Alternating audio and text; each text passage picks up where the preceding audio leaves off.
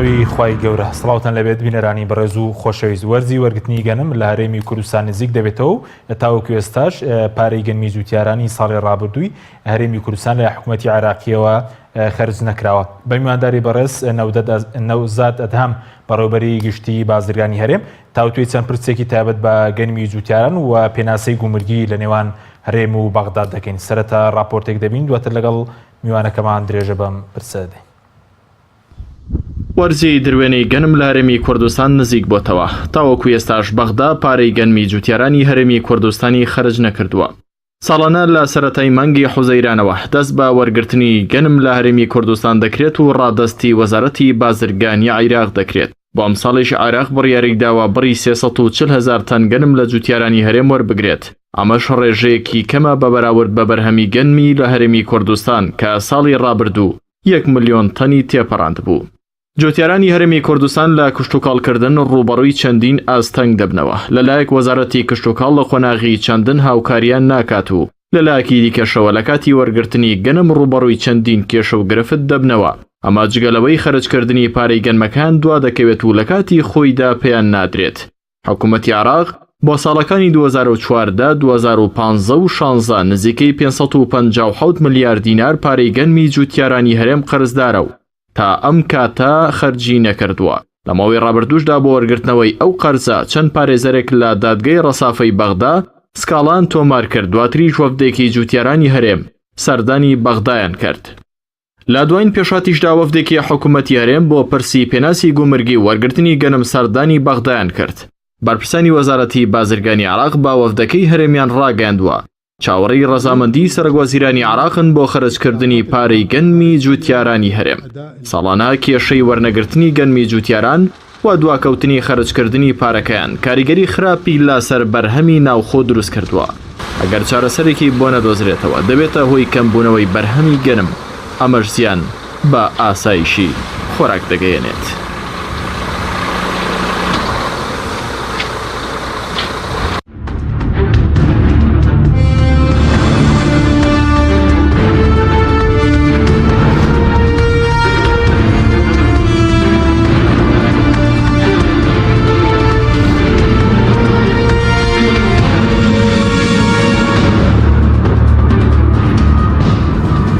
جارێکتر سڵاوتان لەبێت بینەرانی بەڕێز. کاک نەوزاد زۆر سوپاس بۆ بەشداریتان لە بەرنامەکەماندا.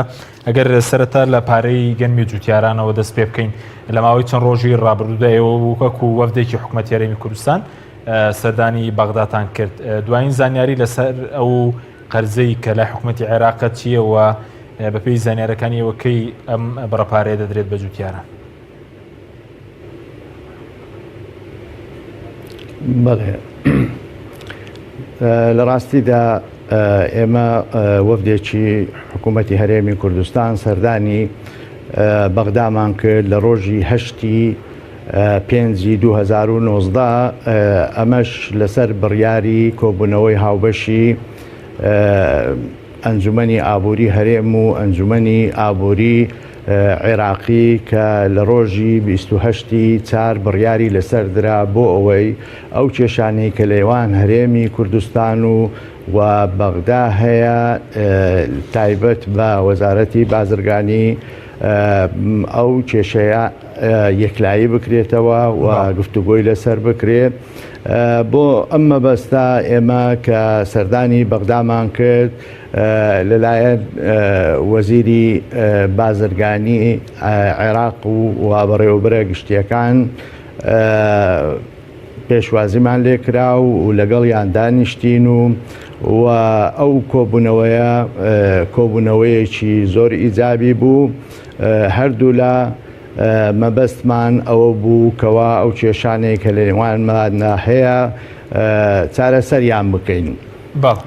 لە ڕاستیدا کێشەکان زۆرا و زۆر بوون، بەڵام یەک لەو کێشانەی کەوا کۆن بووە و دووبارە و سێبارە باسمان لێ کردەوە لەگەڵ بەڕێز وەزیری دارایی عێراقی دکتۆر فواد حوسێن باسی پارەیگەنممان کرد کە ئەو پارەیەی 14 و 15 و 16 557 ملیار تاکو ئێستا ماوە حکوومەت بەشێک لەو پارەیەی پێشتر خرج کردووە و بەشێکی ماوە بەڵام ئێستا حکوومەت یاخود دەتوانم بڵێم ئەو کاتە کە دکتۆر عەبادی سەرۆکی ئەنجومەنی وەزیران بوو بە بڕیارێکی ئەو بڕا پارەیە زۆر کەم کراوە کە قەرار بوو لەو 557 ملیارە 286 ملیار خرج بکرێ و پارەکەی تر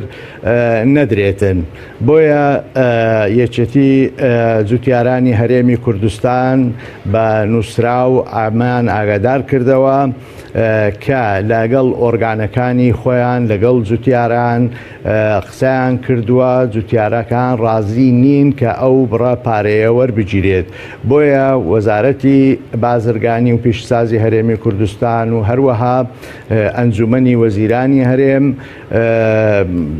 لەسەر ئەساسی ڕێی یەکێتی جوتیارانی هەرێم گوتیان ئەو پارەیە باوەڕ نەگیرێ و هەوڵ بدرێ بۆ ئەوەی پارەکە بە کاملی وەربگیرێ ئەوە بوو ئێمە لە وەزارەتی بازرگانیەوە چەندین نووسراومان کرد بۆ ئەوەی کە ئەوە زوڵمێکە لە جوتیارانی هەرێمی کوردستان دەکرێتن پێویستە ئەو بڕیارە هەڵبوەشێتەوە چەندین جار وعدیان داوە کەوا هەڵدەوەشێتەوە و ئاخر جاری ئەو ڕۆژە بوو کە هەشتی پێنج لە کۆبوونەوەی وەزارەتی بازرگانی عێراقی فیدرال بەڕێز وەزیری بازرگانی عێراق محەممەد العانی دووبارە وعدی داوە کەوا ئەو جارەیان بە جددی کار بۆ ئەوە بکاتن بە هەماهەنگی لەگەڵ بەڕێز وەزیری دارایی کە ڕۆژی پێشتر ئێمە قسەمان لەسەر کردبوو لەسەر هەمان بابەت کە ئەو لە نزیکترین کات ئەو بڕیارە هەڵبوەشێتەوە و پارەی جوتیاران بدرێت لەبەرەوەی ئەو پارەیە مەوجودە دەستکاری نەکراوە بەشێک لەو پارەیە ڕاستە بۆ کڕینی مەوادی تکە بەکارهێنراوە بەڵام ئەو کاتە فەسڵ و مادەی گۆڕاوە ئەمە شتێکی حسابی و داراییە هیچ کێشەیەکیان نیە لەلایەنی پێدانی پارەکە وەزارەتی وەزیری بازرگانی عێراق دووپاتی کردەوە کە هەر کاتێک ئەو فەرمانە هەڵبوەشێتەوە و ئەو نووسراوەی کە وەزیری بازرگانی تازە بۆ ئەنجومەنی وەزیرانی کردووە وەڵامی ئەو بگەڕێتەوە ئەوان هیچ ڕێگریەکیان نییە بە زووترین کات ئەو پارەیە خەرج دەکەن دەمەوێت ئاماژەش بەوە بکەم کە ئەو پارەیە تەنها بەشێکی 14 و 15 و 16ەیە پارەی جوتیاران لە 14 15 16 17 18 نزیکەی 2 تریلیۆن دینار بووە لەو 2 تریلیۆن دینارە تریلیۆن و نیوی هاتووە ئەو 500 ملیارە ماوە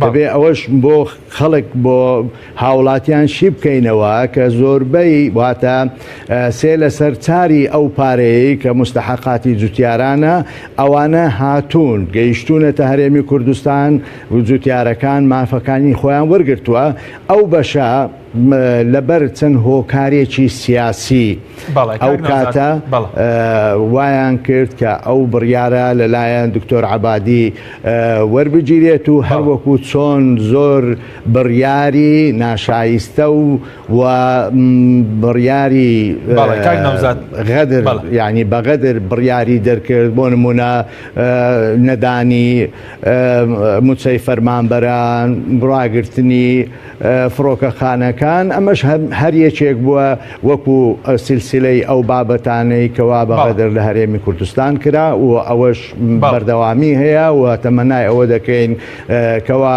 هەوڵەکان چرتر بێت و ئێمەش لەلایەن خۆمانەوە وەکو وەزارەتی بازرگانی هەوڵێکی زۆرمان داوە بۆ ئەوەی ئەو پارەیە بگەڕێتەوە خاوەنەکانیان. بەڵێ بەس بۆی سوود لە کاتەکەمان وەرگین یعنی سەبارەت بەوەی کە کاتەکە کە دەمێکە دەڵێ بەم زوانە مەسەلەن پەرلەمانتاران نوێنەرانی کورد لە بەغدە دەڵێن پارەکە سرف دەکرێت هیچ وادەیەکەیە کە ئێوە قسەتان لەگەڵ وەزیری بازرگانی کردوێ وادەکە کێیە؟ ئەزانی چۆنە وادەکە ڕەبتی موافقەکەیە ڕەبتی موافقەی سەرۆکی ئەنجومەنی وەزیرانەوە لەبەر ئەوەی ئەو بڕیارەکاتی خۆی کە وەرگیراوە بڕیارەکە لەلایەن سەرۆکی ئەنجومەنی وەزیرانی ئەو کاتە وەرگیراوە هەر بڕیارێک کە لەلایەن دەسەڵاتێکەوە وەربگیرێت پێویستە هەمان دەسەڵات یاخود دەسەڵاتێکی لەوی بەرزتر هەڵی بۆشێنێتەوە. ئێستا ئێمە لە عێراق دەسەڵاتێکی بەرزترمان نییە لە سەرۆکی ئەنجومەنی وەزیران لەلایەنی تەنفیزیەوە، بۆیە هەر دەبێ خۆی چارەسەری ئەو بابەتە بکاتن. بەڵام دووپاتی دەکەمەوە کە لە ساڵانی 2017 پارەکان بە کاملی هاتوونە و وعدی ئەوەش درراوە یاخود بڕیاریشە کەوا دوای ئەوەی ئەم ساڵەش گەنم تەسلیم دەکرێتن پارەکە بە زووترین کات بگاتە دەستی جوتیاران. بەڵێ زۆر باشە. بەس سەبارەت بەوەی کە ئەم ساڵ بازلەوەرەکەی کە 340,000 تەن بۆ هەرێمی کوردستان دانراوە، ئەمە لەسەر چ بنەمایەک دانراوە چۆن دابش کراوە بەسەر پارێزگاکانی هەرێمی کوردستان؟ بڵێ لە ڕاستیدا ئێمە لە وەزارەتی کشتتوکاڵ و سەرچاوەکانی ئاوی هەرێمی کوردستان نووسراوێکمان بە ژمارە 1858 لە 8 2019 بەدەستگەیشت کە بۆ ئەم ساڵە 340,000 تەن دیاری کراوە و ئاماژەشیان بەوەی کردووە کە کۆبوونەوەیەک لە بەغدا کراوە لە وەزارەتی کشتتوکاڵی بەغدا. لەو کۆبوونەوەیەدا نوێنەری وەزارەتی کشتتوکاڵی هەرێم و وەزارەتی پلاندانانی هەرێمی لەگەڵ بووە. بڕیار لەسەر ئەو بڕەدراوە لەسەر ئەساسی ئەوەی کەوا ئەو بڕێی کە ساڵی 2017 وەرگیراوە کۆی ئەو بڕێی کەوا لە ساڵی 2018 وەرگیراوە دابەشی 2% لە سەداسی کراوە، واتە لە سەداسی زیاد کراوە. 340,000 تەن دیاری کراوە بۆ هەولێر 100,000 تەن و بۆ دهۆک 112,000 تەن، بۆ سلێمانی 80,000 تەن و بۆ هەڵەبجە 20,000 تەن و بۆ گەرمیانیش 28,000 تەن، واتە کۆی گشتەکەی دەکاتە 340,000 تەن. ئێمە ئەو بابەتەشمان لەگەڵ بەڕێز وەزیری بازرگانی عێراقی باس کرد و گوتمان ئەو بڕێی کە دیاری کراوە زۆر کەمە لەبەر ئەوەی ئەمساڵ بارانێکی باش باریوە و تەوەقع دەکرێتەوە لە ملیۆنێک تەن زیاتر لە هەرێمی کوردستان گەنم بەرهەم بهێنرێتن و ئەویش گوتی چەندیت کە زیاد بکرێتن باشە، گوتمان بەلایەنی کەم 200,000 تەن و بەسەرەوەتر ئەگەر بکرێت زیاد بکرێتن ئەوە تۆزێک لە کێشەکان کەم دەکاتەوە و هەروەها داوای ئەوەشمان لێ کردکەوە ئەم ساڵ بڕیارێک دەرچووە، بڕیاری ژمارە 49 ساڵی 2019 لە ئەنجومەنی وەزیرانی عێراقی دەرچووە. بڕگەی چارەم دەڵێ ڕێگە نادرێت بە مناقەلەکردن، واتە گواستنەوەی گەنم نێوان پارێزگاکان. ئەمەش بەسەرێکی تر زەرەری بۆ هەرێمی کوردستان هەیە، بۆیە زیادکردنی ئەو بڕە بۆ بڕێکی ماقول و هەروەها ئێمە دەبی ئەوەش بزانین کەوا ئەو بڕێی کە دیاری کراوە تەنها بۆ 3 پارێزگای هەولێر و دهۆک و سلێمانیە و بێجگە لەوەش بۆ مەخمور بڕێکی تر دیاری کراوە بۆ ناوچە دابراوەکان یاخود ناوچەکانی مادەی 140 ئەوانیش بڕیان بۆ دیاری کراوە لەسەر ئەساسی ئەوەی ئەوان لە حاڵی حازریدا سەر بە بەشەکانی تری حکوومەتی عێراقی فیدراڵ. بەڵێ بەس بۆ هەر جوتیارێک بۆ نمونە وابڕیارە چەند گەنمی لێ وەربگیرێ بەچ پێوەرێک بۆ نمونە جوتیارێک بۆ نمونە 4 تەن 5 تەنی لێوەرگدانەی تر مەسەن ڕەنگە زیاتری لێوەرگیرێ پێوەرەکە چیە بۆ وەرگرتنی گەنم لە جوتیار ئەم ساڵ؟ بەڵێ ئەوە لەسەر ئەساسی ئەوەیە کە بۆ نمونە لە زراعەوە ئەو پشتگیریەی کە بۆی دەنێرن لەسەر ئەساسی ئەوەیە کە هەر جوتیارێک بۆی دیاری دەکرێت کە دەتوانێت چەندی تەسلیم کاتن لەو بڕێکەوە بەرهەمی هێناوە. بەڵێ نرخەکەی دیاری کراوە، نرخەکان چۆنن؟ پلە 1 و پلە 2 پلە 3؟ بەڵێ لە ڕاستیدا پلە یەک 560,000 دینارە بۆ یەک تەن، پلە دووش 480,000 دینارە بۆ یەک تەن و پلە سێش 420,000 دینارە بۆ یەک تەن. بەڵێ ئایکەی دەست بە وەرگرتنی ئەو پرۆسەیە دەکرێت ئەمساڵ لە هەرێمی کوردستان کەی دەستی پێ دەکرێت؟ لە ڕاستیدا تاکو ئێستا دیاری نەکراوە، ئاعتیماد لەسەر درونەی دەکا، بەڵام بە زۆری لە مانجی 6 دەبێتن وەکو ساڵانی تر، واتە دوای جەژن دەست دەکرێت بە وەرگرتنی گەنم لە هەرێمی کوردستان. باشە، بەس ئەوەی کە پێشبین دەکەن ئەمساڵ بۆ ئەم ساڵیش بەڵێ بۆ ئەم ساڵیش لە هەولێر لە سوێ شوێن گەنم وەردەگیرێت، لە سایلۆی هەولێر و سایلۆی مەخمور و لە شەمامک وەردەگیرێت، لە دهۆکیش عینە بە هەمان شێوە لە سێ شوێن وەردەگیرێت، سایلۆی فایدە و سایلۆی شێخان و سایلۆی زاخۆ، و لە سلێمانیش 5 شوێنی بۆ دیاری کراوە، سایلۆی پیرەمەگرون و سایلۆی سەیسادق، سایلۆی ڕانیا، سایلۆی چەمچەماڵ بوو و بنکەی کەلار. لەو 5 شوێنە وەردەگیرێتن بۆ ئەوەیکەوە جوتیارەکان بزانن شوێنەکان چۆن دیاری کراوە. زۆر باشە، بە سەبارەت بە کۆی بەرهەم کە بەرەزوتت ڕەنگە نزیکەی 1 ملیۆن تەن گەنممان هەبێ ئەمساڵ، ئەی زیادەکەی چی لێ بکرێت کە پێشتر مەسەرەن ساڵانی ڕابردوو جوتیاری عارەب لە جوتیارانی هەرێمی کوردستانی چارەسەر چیە بۆ ئەو بڕە زیادەی کە دەمێنێتەوە کە تەنها 340,000 تەن وەردەگیرێت؟ بەڵێ ئێمە ئینتیزاری ئەو کتابەی کە کردومانە بۆ وەزارەتی بازرگانی و هەروەها هەمان کاتدا وەزارەتی کشتتوکاڵیش نووسراوێکی کردووە بۆ وەزارەتی کشتتوکاڵی عێراق بۆ زیادکردنی ئەو بڕە. ئەوە لەلایەکی تریشەوە ئێمە ناوچە دابڕاوەکانمان هەیە، لەو ناوچانەش دەکرێت کەوا گەنم تەسلیم بکرێتن، بۆیە و هەروەها بۆ ناوخۆش گەنم پێویستە و بێجگەلەوەش ئێمە هەر جوتیارێک ئەگەر بیەوێتن گەنم بباتە دەرەوە، لە دەرەوە بیفرۆشێ، مۆڵەتی پێدەدەین و لە کۆبوونەوەیەک لە وەزارەتی کشتتوکاڵی هەرێمی کوردستان باسی ئەوە کراکەوە چۆن دەکرێت ئەو کەسانەی کە دەیانەوێ گەنم ببەنە دەرەوە پشتگیریان بکرێت. ئیدی ئەو بابەتە لەژێر باسکردندایە، لەوانەیە لەلایەن حکوومەتی هەرێمیشەوە بە مەبلەغێک پارە وەکو کرێی نەقڵکردن یان بە هەر شێوەیەک بێ پشتگیری جوتیاران بکرێتن بۆ ئەوەی کەوا بتوانن ئەو گەنمەی کە هەیەە بیبەنە دەرەوە و مشتری هەبێ بیفرۆشن، و وەزارەتی کشتتوکاڵیش لەو بابەتە دەتوانێت هاوکاریان بکات. بەڵێ ئەوەی کە بەرەزوتت ئێستا لەژێر لێکۆڵینەوەدایە، بەس ئەو بڕپارێکی زۆری دەوێت هەرێمی کوردستان خۆی ناتوانێت بۆ نمونە بەرهەمی گەنمی جوتیاران بکرێتەوە، خۆی بکرێتەوە، بڕپارێکی زۆری دەوێت. خۆی ئەوەی کە پەیوەستە بە وەزارەتی بازرگانی ئەوە بە شێوەیەکی مرکزی دەکرێتن. لە ساڵی 1997ەوە سیستەمێک هەیە پێی دەڵێن سیستەمی کۆبوونی خۆراک.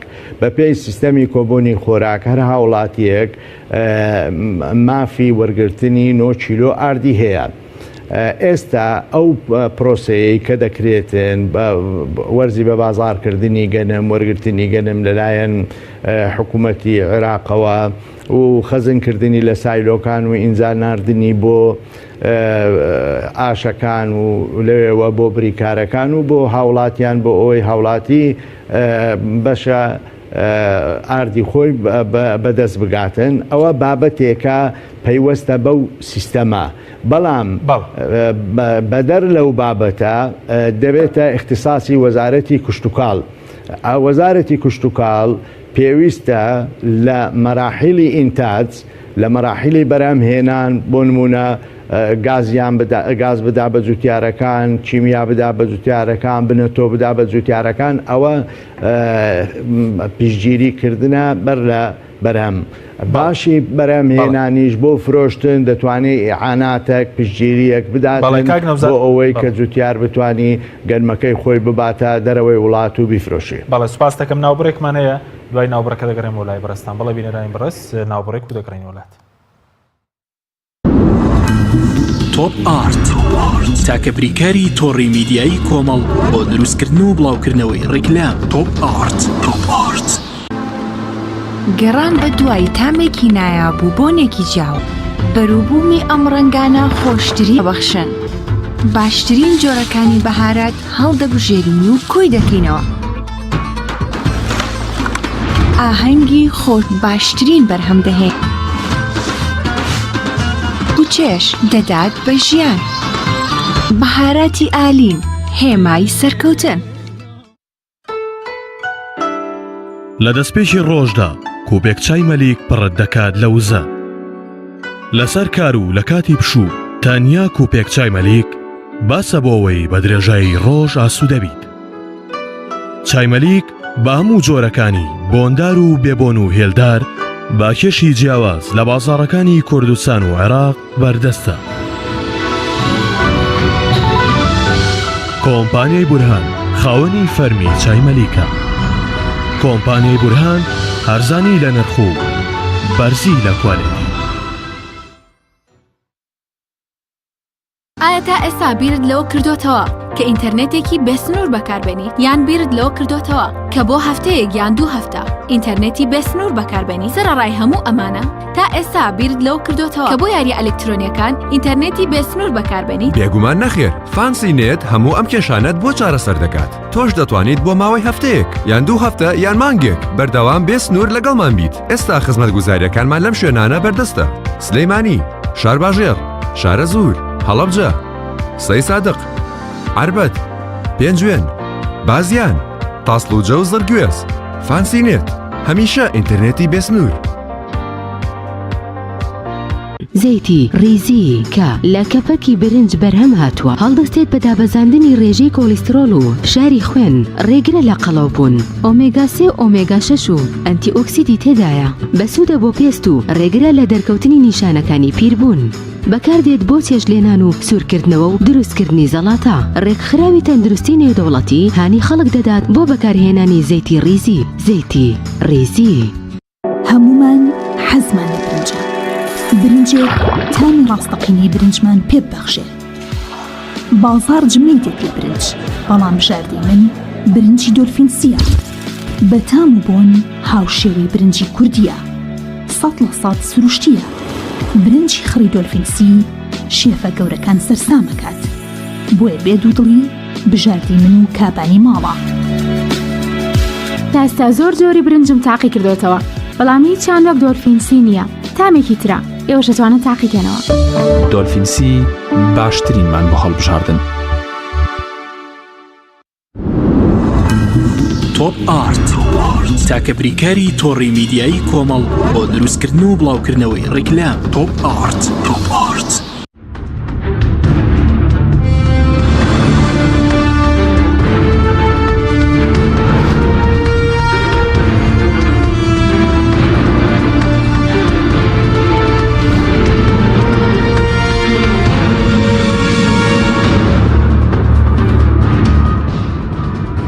جارێک در سڵاوتان لەبێت بینێرانی بەڕێز. کاک نەوزاد سوپاس دەکەین ئەگەر بە کورتی وەڵامی پرسیارەکانمان بدەیتەوە بەوەی کە زۆرترین زانیاری بە بینێرەکانمان بدەین. سوپاس دەکەین سەبارەت بەو ڕەپارەی کە بۆ ئەم ساڵدانراوە. هیچ بڕیارێک هەیە کە بە زووترین کات لە کات دوای وەرگرتنی گەنم ئەم ساڵە ڕەپارەیە بە جوتیارانی هەرێمی کوردستان بدرێت؟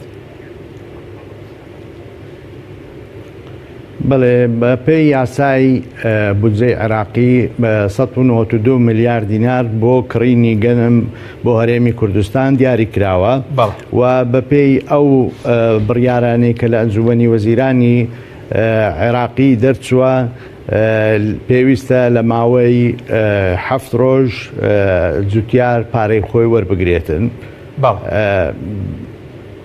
یعنی لە ماوەی 7 ڕۆژ پێیان دەدرێت ئەو جارەیان تاخیر نابێ. خۆی بڕیارەکە وایە بەڵام لە مەجای تەطبیقکردن ئێمە تەجروبەمان هەیە لەگەڵ ئەو ئیشە پێویستی بە کاتی زیاتر هەیە ینی بەلایەنی کەم سێ هەفتەی دەوێتن هەتا مناقلەی پارەکە دەکرێتن ینی ئەوە پەیوەستە بە هەندێک کاروباری دارایی مالی بۆ ئەوەی ئەو پارە لە بەغداوە بێتە هەرێمی کوردستان پێویستی بە کات هەیە ینی بۆ ماوەی هەفتەیەک تاکو سێ هەفتە جوتیارەکان پارەی خۆیان وەردەگرن. بەڵێ سوپاس دەکەم. تەوەرێکی تر سەبارەت بە پێناسی گومرگی ئەوەی کە ئێستا هەرێمی کوردستان و عێراقیەک پێناسی گومرگیان هەیە و باسی پەرەپێدانی بەرهەمی ناوخۆیی دەکرێت ئەمە لە بەرژەوەندی پەرەپێدانی بەرهەمی ناوخۆیی هەرێمە؟ بەڵێ لە ڕاستیدا لە هەفتەی دووەوە تعریفەی گومرگی لەگەڵ عێراق یەکخرا ئێستا لە هەموو سنوورەکان یەک تعریفەی گومرگی بەکاردەهێنرێتن و بۆ ئەمەش پێویست بوو کەوا ڕێنماییەکانی وەرگرتنی مۆڵاتی هاوردە و هەناردەش یەک بخرێ بۆیە ئێمە لە هەشتی پێنج ئیتیفاقێکمان واژوو کرد لەگەڵ وەزارەتی بازرگانی عێراقی فیدرال بۆ ئەوەی کەوا ڕێنماییەکانی پێدانی مۆڵەتی هاوردە و هەناردە یەک بخرێتن و لە هەمان کاتدا ئەو مۆڵەتانەی کە لە هەرێمی کوردستان دەردەچێتن لە هەموو سنوورەکانی عێراقی شکاری پێ بکرێ و بە هەمان شێوە ئەو مۆڵەتانەی کە لە بەغدا دەردەچێ لە سنوورەکانی هەرێمی کوردستانی شکاری پێ دەکرێ.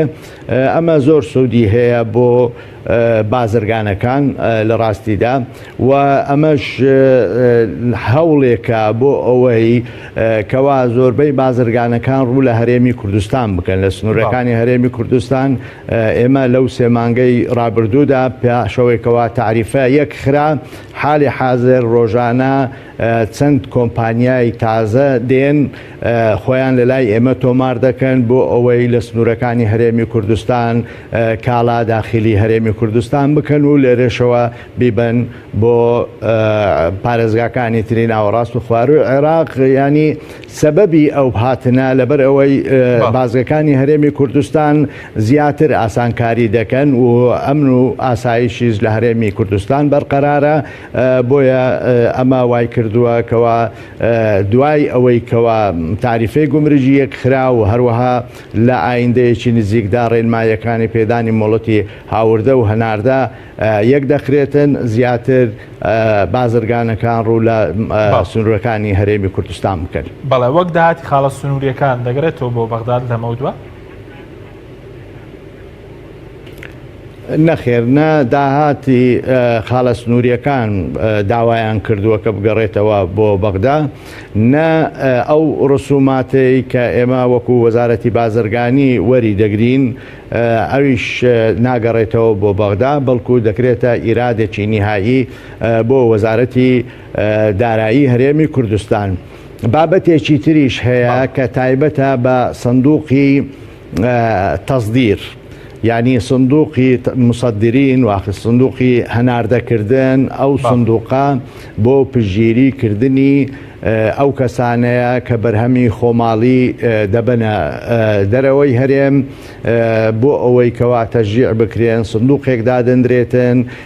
ئێستا لە بەغدا هەیە بەڵام فەرعێکیش لە هەرێمی کوردستان دەکرێتەوە و نوێنەری وەزارەتی بازرگانیشی تێدا دەبێتن بۆ ئەوەی ئەو کەسانەی کەوا دەیانەوێت کاڵا لە هەرێمی کوردستان یاخود بەروبووم لە هەرێمی کوردستانەوە ببەنە دەرەوە ئەوانە پژگیری بکرێن بەپێی ئەو یاسا و ڕێسایانەی کەوا لە عێراقدا کاری پێ دەکرێت. بەڵێ ئێستا ئاڵوگۆڕی بازرگانی لەگەڵ بڵێن لەگەڵ تورکیا و لەگەڵ ئێران ئاسایی بۆ تۆ یاخود ئێستا قەبارەی ئاڵوگۆڕەکە چەندە دوای ئەو قەیرانەی کە ڕووی لە هەرێمی کوردستان کرد لە ساڵانی ڕابردوو؟ لە ڕاستیدا نیوەی نزیکەی 148 تیجارەتی هەرێمی کوردستان لە مەرزی ئیبراهیم خەلیلە. ئێمە یەک مەرزمان هەیە لەگەڵ تورکیا بەڵام مەرزێکە کەوا زۆربەی زۆری کاڵاکان لەوێەوە داخل دەبێتن و سنوورەکانیش هەریەکە اختصاسێکی هەیە بۆ نمونە ئۆتۆمبیل لە حاجی عومران و لە باشماغ داخل دەبێتن و مەوادێت کە لە ڕێگای مەسەلەن مۆبایل و ئەلکترۆنیا لە ڕێگای مەتارەکانەوە دێتن بەڵام بە شێوەیەکی گشتی ئاڵوگۆڕی بازرگانی لەگەڵ تورکیا لە 10 ملیار تاکو 12 ملیار دەبێت ساڵانە لەگەڵ ئێران نزیکەی 6 ملیار دەبێتن بەڵام لەو ماوەی دواییدا تەماشا دەکەین کەوا ئێران لەبەر ئەوەی سێ فێسی واتە بە سێ مەرحەلە بابلوقەی ئابووری ئەمریکای لەسەر سەپێنراوە وای کردووە کەوا ئێران خۆی ڕێگر بێ لەوەی بەشێک لەو مەوادانەی کەوا بۆ داویستی ناو خۆی پێویستە ڕێگە بدرەیەکە بنێردرێتە دەرەوە تەزدیر بکرێ لەبەر ئەوەشە کە بەشێک لە کۆمپانیا بازرگانیەکان ئێستا هەڵستاون بە گۆڕینی ڕێڕەوی خۆیان لە زیاتی ئەوەی لە ئێران بێنن مەواد لە تورکیا دێنن مەواد لە وڵاتانی تر دێنین لە سنوورەکانی تر دێنین بەڵام بە شێوەیەکی گشتی ئەمە بە هیچ شێوەیەک کاریگەری لەسەر ئابووری و لەسەر قەبارەی بازرگانی هەرێمی کوردستان نابێتن بەڵکو کۆمپانیا بازرگانیەکان توانیویانە کە ڕێگای تر بدۆزنەوە کۆمپانیای تر بدۆزنەوە بۆ هێنانی کاڵاکان. بەڵێ ئێمە لە سەڵات چەندی پێداویستەکانی ناوخۆرە دەرەوە هاوردە دەکەین وەکو هەرێمی کوردستان و عێراقیش؟ واللهی زۆربەی تەقدیراتەکان نزیکەی لە 90% پێداویستەکانی هەرێمی کوردستان لە دەرەوەی وڵات دێتن لەگەڵ ئەوەش لەو چەند ساڵەی دواییدا چەند کۆمپانیایەکی یاخود کارگەیەکی باش لە هەرێمی کوردستان دروست کراوە و ئەگەر هاتوو ئەو قەیرانە داراییە نەبا کارگەی زیاتر دادەمەزرا بەڵام دوای قەیرانەکە دیسان دەستی پێکردوێتەوە حرەکەیەکی باش هەیە لەو مەجالە چ لە لایەنی ئیستیسمار بێتن چ لە لایەنی تەنمیەی سەناعی گەشەپێدانی پیشەسازی بێتن مۆڵەتیان پێدەدرێتن بۆ ئەوەی ئەو کارگانە لە هەرێمی کوردستان واتە ئەو مەوادانەی کە دێنن لە جیاتی ئەوەی کە مەوادەکە بێنن کارگەکە لە هەرێمی کوردستان دابمەزرێتن ئەوە سیاسەتی حکوومەتی هەرێمی کوردستانە تەژیع ئەوە دەکاکەوە خاوەن سەرمایەکان لە هەرێمی کوردستان کارگە دابنێت. بەڵێ ئێمە چی هاوردەی دەرەوە دەکەین ئەگەر بە کورتی بێ سپاس دەکەم؟ لە ڕاستیدا دیارە ئێمە دەوڵەتێکی ڕێعین واتە بە دەرەجەی یەک نەوت هەناردەی دەرەوە دەکرێتن و دوای ئەویش ینی چەند مەوادێکی تر هەیە کەوا بۆ نمونە پێستەی پیکل یاخود پێستەی نیمچە خۆشکراو و هەروەها هەندێک شت هەیە وەکو هەندێک زۆری مس و کانزا و ئەو شتانە هەیە هەندێک کەسیش یعنی بۆ نمونە لە کاتی لە وەرزی زۆربوونی میوە و سەوزە هەندێک شت بۆ نمونە شوتی گندۆرە پارساڵ ڕەوانەی دەرەوە کرا و زۆریش ئاسانکاری بۆ ئەو کەسانە دەکرێتن کە دایانەوێ کاڵا ببەنە دەرەوە. بەڵێ هیچ بڕیارێکەیە بۆکردنەوەی مەرجی زیاتر لە نێوان ئێران و تورکیا؟ ئێران و تورکیا؟ بەڵێ هەرێمی کوردستان لەگەڵ ئێران و تورکیا تاکو ئێستا بەڵێ هەرێمی کوردستان ڕاستیەکەی هەوڵێک هەبوو لە یومرتاڵک گوندێکەیە پێی دەڵێن لە دیوی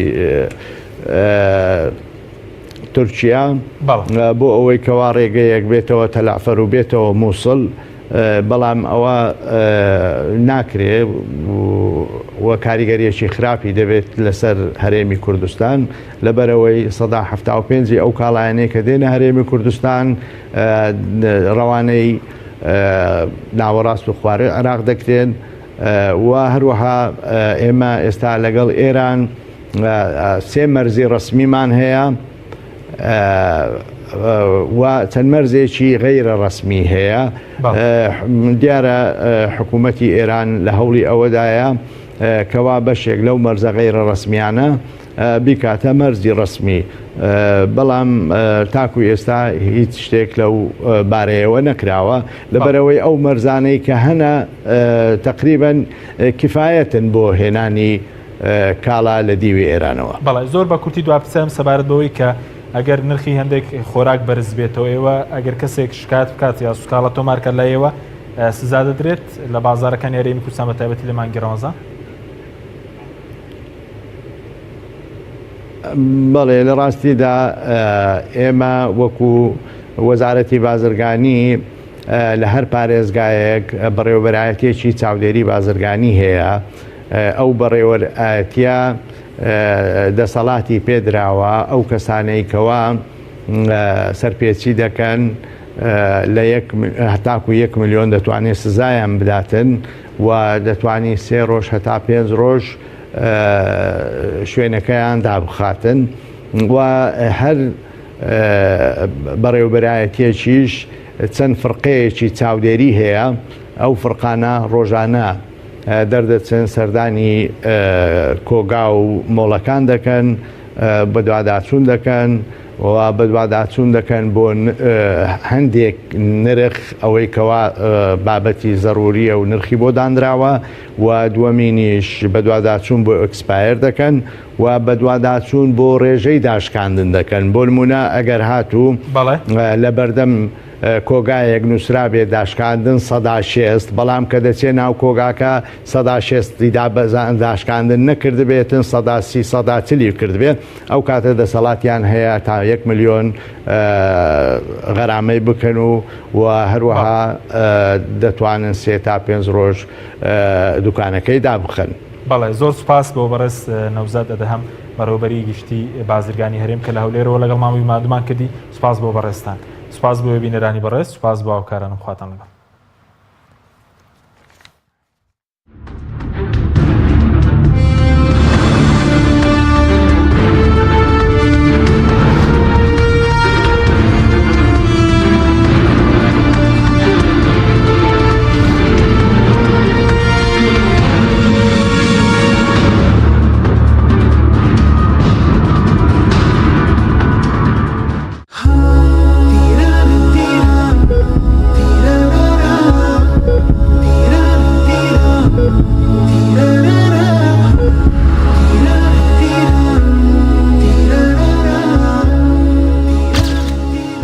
چاوت مافی هەیە بەسەرتەوە سەیری هەموو شتێکی پێ مەکە هەموو نەزەرێکی پێ مەکە بە دیار هەموو شاشەیەکەوە دای منێ زۆر شەون و خونی پێ مەکە خزمەتی کە بسم الله الرحمن الرحیم ئەم بابەتە زۆر بەبایەخە زۆر گەورەیە بە گەورەش سەیریکەن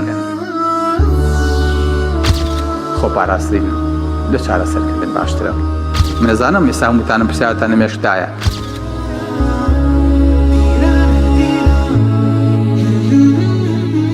چۆن دانیشین چۆن هەستی چۆن خاوێنی خۆمان ڕاگرین چەندێ خۆمان بینە بەرخۆر پێویستەکە ڕێژیمێک هەبێ سیستمێک هەبێ ڕێکمان خا هەمومان بتوانین پێڕەوی بکەین چۆن نتوانین بە پێوە بین هەتا مردنیش هەر بە پێوە بین و نەکەوینە سەر جێگە ئەم سیستمە ئاشکراکەین و نهێنەکان ئەخینەوە دەستی جەنابتان